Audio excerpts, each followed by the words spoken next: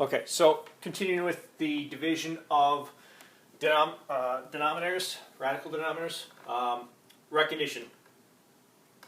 Two terms, separated by plus or minus. Those are terms. We cannot look at these and say, well, this divides into this. Yes, 6 divided by 4, we could reduce that, but if it was only 6 divided by 4.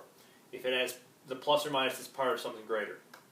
So we look at this, we've got two terms, one or both has a radical, so we need to recognize that we need to get rid of that radical in the denominator. Okay, so this is still a rationalizing of the denominator, but it's with two terms. So what we have to do is to multiply by the conjugate. The first term stays the same, the second term stays the same, we change the sign. So hope you're saying, well, that's 4 minus the square root of 6, because that was 4 plus. If this is 4 minus, that would be 4 plus. We don't want to change the value of what we have here. So when we rationalize, we need to multiply by that to the top and bottom. Please get in the habit recognizing that we need, remember, top times top, bottom times bottom. This is a binomial. Binomial times binomial. I can FOIL this. Okay, the last one we only had something like the square root of 3. We could distribute. We need the sets of parentheses to know we need to do that. The denominator we can FOIL, box, whatever. We can use that shortcut here. The multiplication of conjugates is the difference of squares. There is no shortcut to the top. We have to multiply that out. Okay, so I'm going to start with the top. Distribute, FOIL it. So 6 plus square root of 3 times 4 minus square root of 6. 6 times 4 is 24.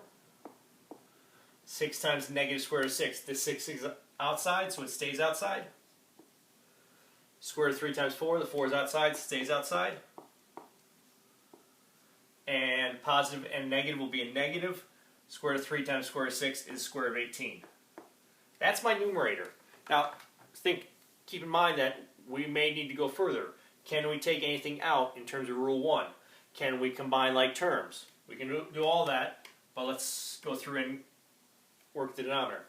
Okay, I can FOIL this out, and I'll use that in this clip. The last one I used the shortcut. By all means, use the shortcut if you want, but I want to represent something here. 4 times 4 is 16. 4 times negative square root of 6 is negative 4 square root of 6. Square root of 6 times 4 is positive 4 square root of 6. Positive and negative will be a negative. Square root of 6 times square root of 6 is square root of 36. Remember, we do not cancel terms. Things are separated by plus or minus. So we don't look at this and say we can cancel square root of 6 or square root of 6. Unless it was just that. Okay? We cannot say 24 and 16 because it's part of something greater. We knew that these were going to cancel out, which is why we could have used the shortcut. Okay, so let's start cleaning up. Nothing I can clean up here. Nothing I can take out there. Nothing I can take out there. These are not like radicals, same index, but radicands are different. Okay? In 18, square root of 18, there is a perfect square in there. Square root of 9 times square root of 2, we saw that before. So we're going to get 24 minus 6 square root of 6 plus 4 root 3, nothing we could do there. In 18, we know there's 9 or 3 squared times 2. We can take a 3 out. So we get minus 3 root 2. All the radicands are different. Now if any of those were the same, we could combine them. Now there's nothing else we can do with the top. And we get 16 minus square root of 36 is 6. So we get 16 minus 6. Okay, so 16 minus 6 is 10.